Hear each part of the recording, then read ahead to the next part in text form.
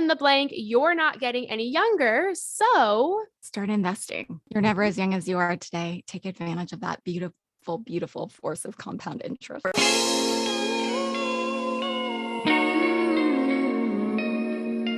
Hey, you. Yes, you. Welcome to the You're Not Getting Any Younger podcast, a podcast for people who want to disrupt their lives for a good reason, to make it count. I'm your host, Jen Glantz, and every week I'll drop a new episode with stories from real people just like you, who woke up one morning and decided to make big changes, starting with small things. We'll cover topics like entrepreneurship, love, failure, and self-care. Hey, you're not getting any younger, so let's make this an adventure. Ready?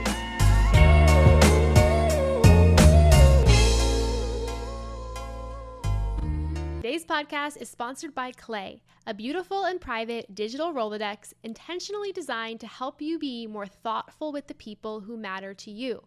I'm always looking for ways to strengthen the human connections I have because people are everything to me in both my personal life and in my career. Yet remembering details about conversations I had at happy hour or over a Zoom call can be hard, and figuring out how I know someone I met years ago can seriously use up so much brain power. Before Clay, being thoughtful required relying on my memory, as well as a mix of spreadsheets, note cards, address books, and so many other tools, in addition to it being so difficult to manage. But that's where Clay comes in. A stunning, intuitive, and private home for your relationships built automatically from the handful of platforms you use every day, like your email, calendar, phone, contacts, LinkedIn, Twitter, and more. When you log on to Clay, you get to see information about all of the people you've interacted with over the years in just one place. You could easily find a person's bio, work history, social media, and start jotting down notes, reminders, and more to deepen your relationships with them over time. Be a better friend. Be a better colleague. The most powerful way to never forget who matters to you is to try Clay today. Just visit clay.earth, that's clay.earth, or click the link below. Hey you, listen up. If you're an entrepreneur, business owner, or the go-to person in your company who is always looking for the latest and greatest software, then you need to know about Haggle. Haggle makes buying software easier. Get this. You share the details about what kind of software you're looking for, whether it's an email automation platform or a cybersecurity program, and the software vendors come to you with a personalized proposal. Everyone could use time back in their day, and finding the right software vendor to support your business can eat up an entire afternoon. Not if you use Haggle. Head to gohaggle.io and test out their beta version for free. That's gohaggle.io. Hey, any youngers, it's me, your host, Jen Glantz, back with another episode of the You're Not Getting Any Younger podcast. I'm recording this intro in my bed. I know that sounds crazy, but I'm in my bed with Goofy, and she's so weirded out by the microphone. She's like so freaked out. She's like, what is this? Why are you doing this in our safe little space? But I'm recording this because I have such a cool episode waiting for you today. One of the topics I feel the most awkward about is finances and friendship. I'm the kind of person that never asks my friends, like I feel weird asking my friends for money or to pay me back, or, if we're doing something, I'll just like cover the bill. And even though sometimes like I can't afford it or I don't want to cover the bill, I just feel so awkward asking my friends to pay me back. I find that money is awkward, but then when you combine money with people, whether it's a relationship or a friendship or work or whatever it is, it feels even more awkward. So I wanted to bring on an expert, like the go-to expert, to give us some tips and advice and even role playing on what to do if we feel awkward when it comes to money and friendship. Today, I'm so excited to have Nicole Lapin on the show. Nicole is the #1 New York Times bestselling author, money expert, empowering women to take control of their money, life, and career. She's the author of so many incredible books like Rich Bitch, Boss Bitch, Miss Independent, and she also has her very own show on iHeartRadio called Money Rehab. Definitely check out Nicole and get ready for such a cool episode where she gives us such amazing tips on how to deal with all of the awkwardness surrounding your money. I'll be back next week with a new episode. All my love, Jen Glantz. Thank you so much for having me. It's great to be here. I'm so excited that you're here, and I can't wait to hear your answer to this question. I want to know how you would describe yourself to a person that you just met at a party. Such a good question. And I know you want me to help people not be awkward, but I still feel so awkward. I normally at a party don't really lead with any work stuff. In fact, in my last book or a couple books ago, I talk about a story where I was at this sort of networking event for finance in New York, and somebody asked me where I'm from. And I said Los Angeles. And then everybody in the group laughed. And I was like, what's so funny? And they were like, oh, that person means, what company are you from? And so they asked again and said, where are you from? And again, I said, Los Angeles. So I typically try not to lead with like a whole bio spiel. I just say, hi, I'm Nicole. If someone's like, okay, what do you do? Who are you? Do you give them like your whole truth, or do you come up with just like a short and quick answer? I don't. I usually kind of default to, I'm still figuring it out. No freaking way. I would think that you'd be like, I am all of these amazing things. I don't. I really think that self-deprecation in the right way is a real sign of emotional intelligence and actually a sign of the most success. If you have to say you're powerful, you're not. That's, I think it's a Madeleine Albright quote that if you have to say you're a lady, you're not. If you have to say you have money, you don't.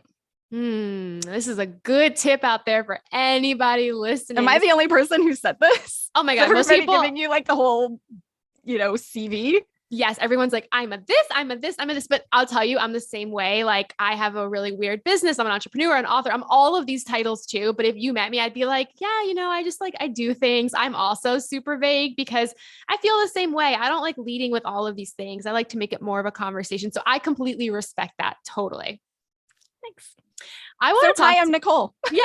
Well, thanks, Nicole. Nicole, you are so many things, but today I want you to be the thing that shares how to feel less awkward around money and friendship. So tell me what you think. Like, why does money feel so awkward when friendship is involved? Whether it's splitting the bill at brunch or figuring out how to pay for things on vacation. Like, why does money just make things so awkward with people?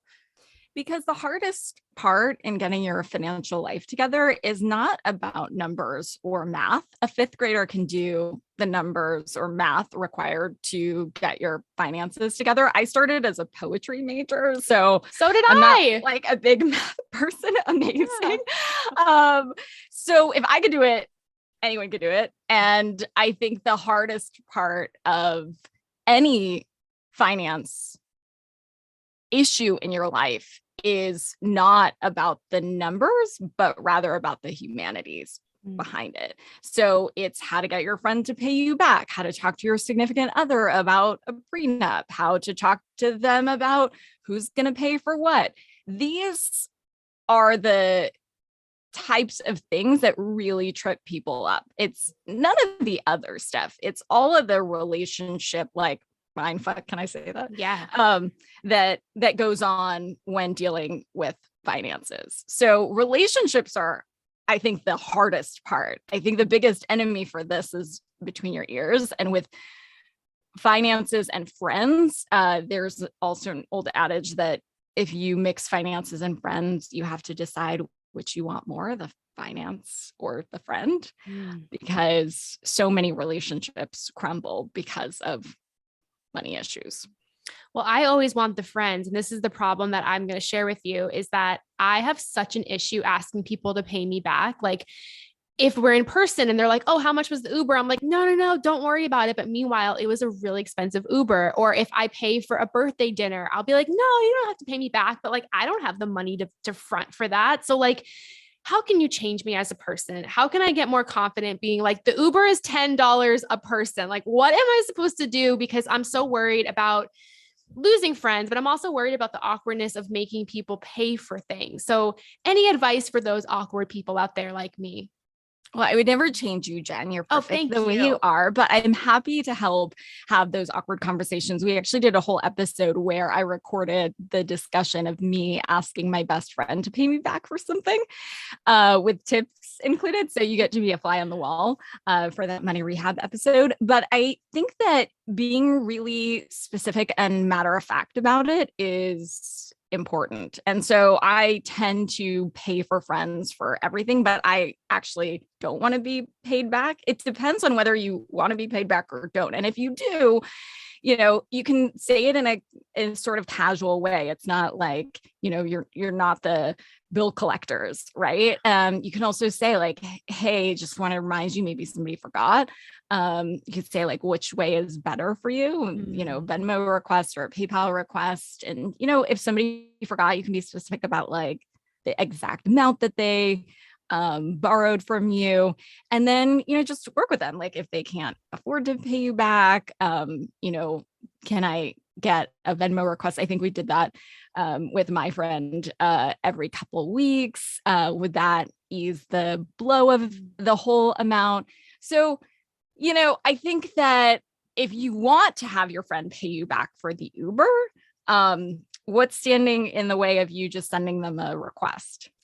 I don't know if it's like a deep rooted insecurity, but I feel bad. Like they'll even ask me 2 times and I'll be like, no, it was nothing, And like, meanwhile, I'm like fuming inside. I guess it's just like, I feel bad taking their money, which is so bizarre, but I feel bad taking people's money that I love. I don't feel bad taking my husband's money or my parents' money, but I feel bad taking my friend's money. I don't know. That's really interesting. It's really interesting that you don't feel awkward with your husband or your family. Yeah.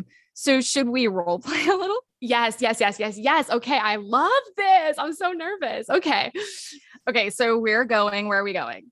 We are going home in an Uber. We live in the same neighborhood. The Uber is $30. I pay for the Uber. We get out of the Uber and you say to me, Jen, how much was the Uber? Like, let me know. I'll pay you back. Jen would usually say, no, it was nothing. Hold on, you're doing my part. Okay. And go. Jen, it was so fun tonight. I loved seeing you and I love seeing your face. Let's do it again. Thanks so much for splitting this Uber. What's your Venmo so I can pay half? And what was the amount? I think it was $10, but I'll send you a Venmo request when I get home. Okay, cool. Great. That was it. Or just say like, here's my whatever QR code. Really quick.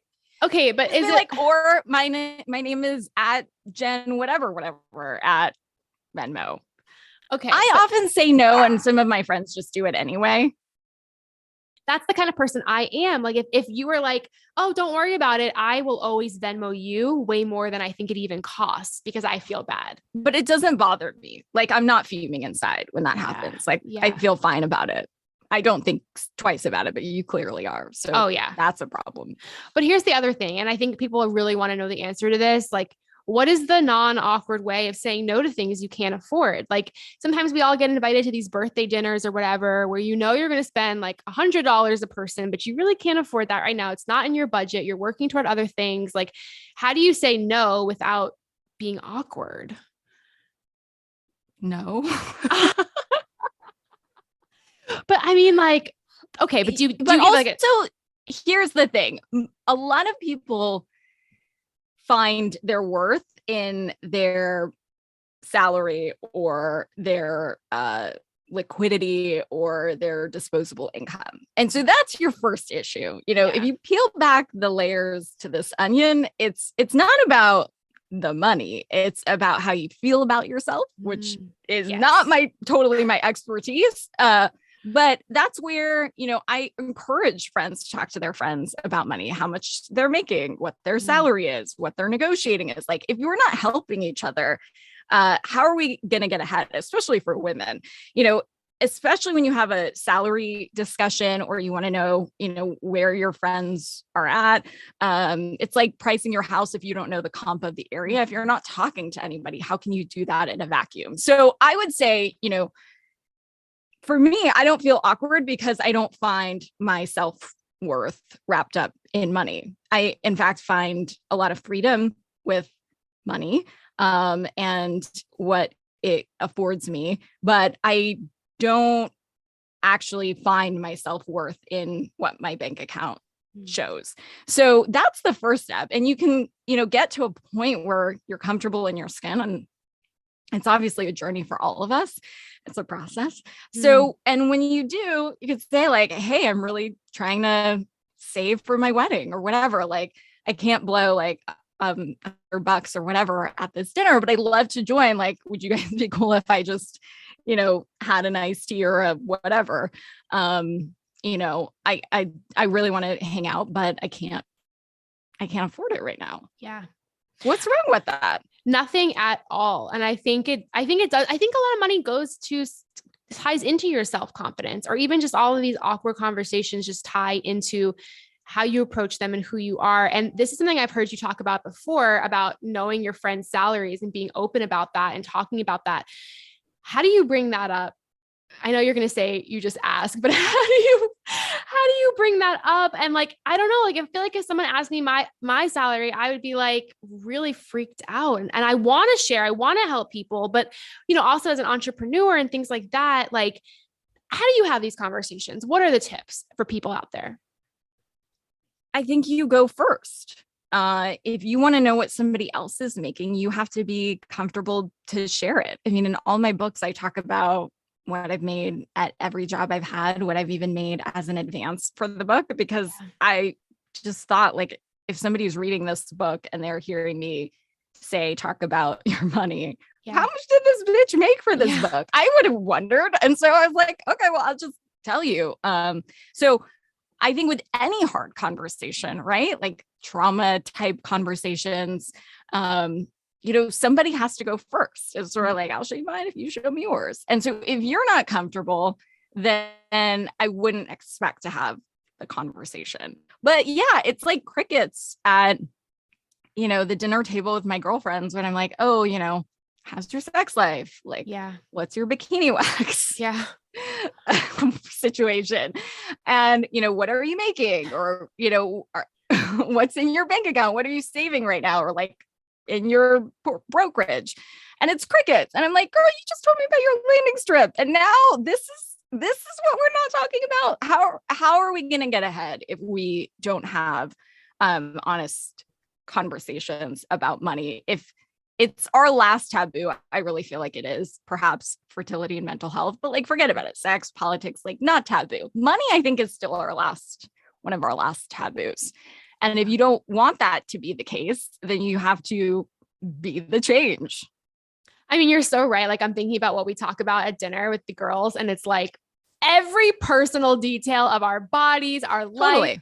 But if I brought up, hey, so what's everyone making? I'm making this amount. I feel like everyone would be like, feel like they got stabbed in the chest. Like, why do you think it is so taboo for women, especially? Why do you think women keep it in as a secret? I know men are like, yeah, I made 30K, like 300K this year, but why are women different with that? I think there's a lot of shame wrapped up into it. It's also the way we've been raised. In my last book, Miss Independent, I talk about a study that was done with little boys and little girls, where little boys associate all these power words with money and little girls associate all these scarcity type words with money. It's the same way that like growing up, boys think farts and poop and stuff is funny, and girls like are holding it in and then ultimately have all these GI problems later on because it's not cute or funny for girls. And so a lot of it's ingrained in the fabric of how we've been raised. I didn't talk about finances in my family. I grew up in an immigrant family. I didn't learn it at school, but these are not excuses. I mean, just because it was done a certain way for so long doesn't mean it's the way it needs to be done. Yeah. And if it's not right for you, it's not right for you. Like, you do you, but don't expect, other transparency if you're not going to do it yourself. I promise you, Put your money where your mouth is. I promise you, this is a promise, and you're going to see me sometime in the next year. Swear. Pinky swear, by the end of the year, I'm going to sit down with my friends and I'm going to say, I want to have a transparent money conversation. Here's everything about me. Let's talk. I promise you, because I want this to change. I don't want this to be the off limits topic or the vague topic. So promise you that's going to happen. The last type of question I want to ask you about is around weddings and money. A lot of people listening to the show are either going to a lot of weddings as a guest this year, or they're being a bridesmaid a ton of times this year. What are your tips for not going into debt for somebody else's wedding? Ooh, well, I was going to ask you actually a question before that. If you've talked to your husband about finances or, oh yeah, my God, whole transparent thing. Cause there's a lot of women who don't know anything about this. Was like a big thing for me. Like, I think a year into dating, I was like, let's sit down and look at every single one of our accounts. And actually, like, he caught a huge money mistake I was making by keeping my money in like a bad account. So yeah. And we're so transparent about everything. We don't combine our finances as a married couple. We keep them separate, but that's a decision that we've made and we've talked about.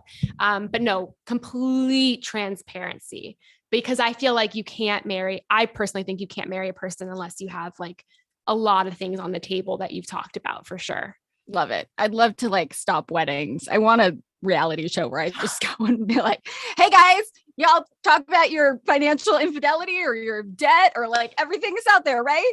Just checking, because it's one of the biggest causes of divorce. Wait, but so, could you imagine like right before they're like, anyone object? And you're like, I do. Nicole Lapin does.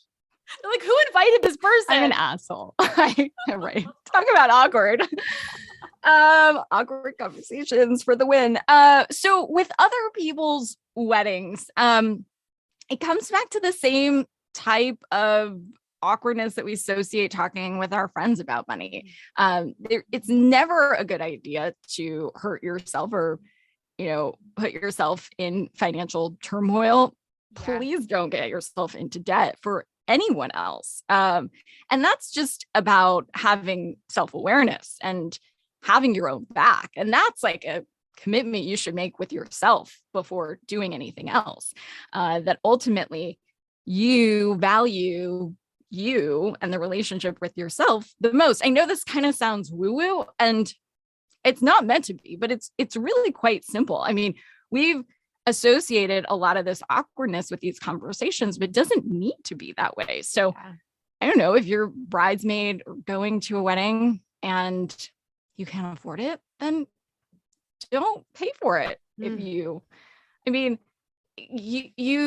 I think need to have honest conversations. Like, you don't have to do it in front of everybody else, but if a bride is asking you to pay for a dress or bachelorette party or whatever, then, talking to them and saying whatever's going on, I think is important. And if you can't do that, it's less about you and your money and it's more about your friendship. Yeah. Everything's always deeper than what it seems, and especially when it comes to weddings. And I liked how you said earlier, just flat out say no. And I think more people need to do that as guests, as bridesmaids, or even just as human beings, especially in 2022. Or you can suggest alternatives. Yeah. Right. Like, if you can't go out, to some expensive thing, you can suggest something else. And you don't need to it doesn't need to be a whole production, in the same way as I don't suggest making a conversation with your significant other this whole thing with like your taxes laid out on the table. It's like, get a glass of wine. And really the questions are like, hey baby, like, what are your goals? Those lead to other conversations. It's not like hey everybody, I'm going to tell you my salary. Here's it's like, it's really just talking about all aspects of life, and money is a huge aspect of our lives and it touches every other thing. I think if you want to get to the heart of any story, you follow the money trail. And so why are we not having that open and honest conversation too? I remember when I was a columnist for Redbook, may that magazine rest in peace. It was the first time they ever had a finance regular monthly columnist. And they were like, are you sure you're going to have something to write about every month? And like, wait a minute, there's like a food columnist, there's a makeup columnist, there's a fashion columnist, whatever. Like, what do you mean? Are you not asking the makeup person? How do you do a smoky eye every month? I don't know. Like, there's a gazillion topics to cover, and we should be having that conversation in sort of a well-balanced diet, so to speak, of the topics that we care about and talk about with the people we love. The reality show should just be you interrupting these situations and just being like you coming to my brunch and being like, Jen, like, what are you doing? I feel like that's what we need to see more of. This was incredible. I want to end it by asking you our famous question, which is fill in the blank. You're not getting any younger. So start investing. You're never as young as you are today. Take advantage of that beautiful force of compound interest, where your money makes money for you. I love the words compound interest. Amazing. Please tell our listeners where they can learn more about you, who you really are, and all that you've done. You can listen every day to our daily show, Money Rehab, on the iHeartRadio app or wherever you get your podcasts, or find me at Nicole Lapin on wherever social media is served. I love this, Nicole. You are awesome. Thanks for being on the show. Thanks so much for having me. You're awesome. Thank you. Hey, you. Thank you for listening to the You're Not Getting Any Younger podcast. There are hundreds of thousands of pods out there, so thank you for listening to this one. You can find the show notes for this week's episode up on our website, anyyounger.com. Subscribe, rate, and review the You're Not Getting Any Younger podcast on iTunes so that other ears around the world can listen too. Oh, and join our secret You're Not Getting Any Younger Facebook group, where over 1,000 people are talking about how to disrupt their lives, for good reason, to make it count. Until next week, all my love, Jen Glantz.